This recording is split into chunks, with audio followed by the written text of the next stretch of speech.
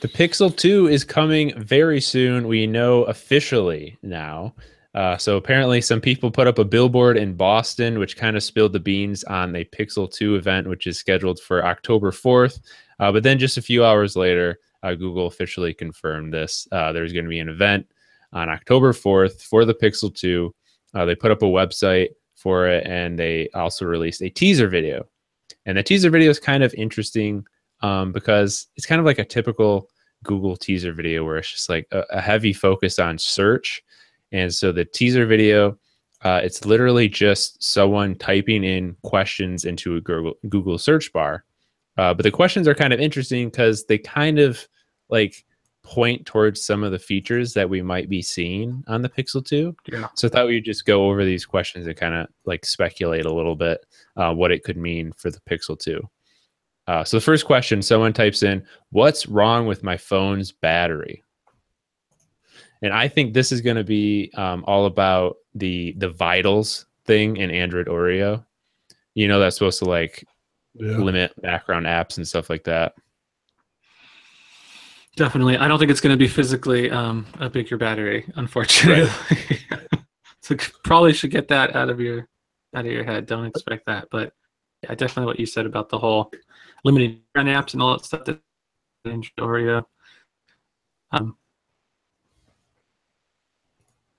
Yeah, I wouldn't expect a bigger battery, though. That would be nice. But wouldn't it though? It would be so much easier than having to do all this other stuff. But I just hope Vitals isn't as aggressive as Samsung's battery killing. That's yeah.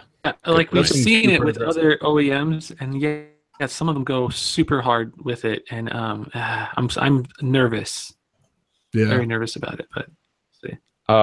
So the next one I think is pretty obvious. The question is, why is my phone always out of storage? And I think this is obviously going to be the Google Photos thing that they did with the Pixel last year with like the unlimited full resolution photos and videos. Yep. Which is awesome. Oh yeah, that's one of the best things. The Google Photos app too, it has a feature where you can just say delete everything from your phone that's already been backed up. Which I had to do because I had the 32 gigabyte Pixel, and then once I did that, boom, I had tons of storage available. So yeah, pretty dang handy.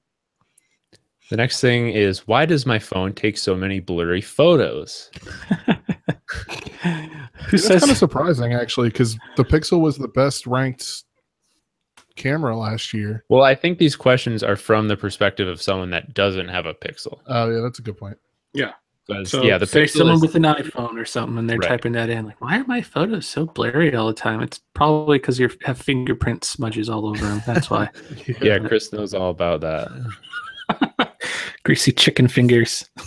Yeah, I think we can expect. I mean, last year it was a really big focus, like the camera, and it's still #1 on DxOMark for whatever that's worth. So I think they'll probably have some small improvements to it, just to make it a little bit better. You just can't compete with HDR Plus. I'm sorry, nobody can. Yeah. The next one is a little bit more abstract. Not really sure what this one might mean. Why doesn't my phone understand me? It could be. Are they adding more languages? Google Assistant, maybe Translate. Yeah, my guess is something to do with Google Assistant. Yeah. Yeah, definitely Google Assistant. They're going hard with that. But what does it mean by doesn't understand me, though? I don't. I'm thinking it has to do with like the way you can talk to Google Assistant like pretty naturally. Oh, yeah, the back and forth dialogue thing. Yeah. Yeah. Okay, that's what I think. But that would make sense. That'd be pretty cool. Yeah. The next one is, why can't my phone update itself? And I think this has to do with Project Treble, which is like the thing that's supposed to make it easier for like manufacturers to update different parts of Android and faster updates and stuff like that. Yeah.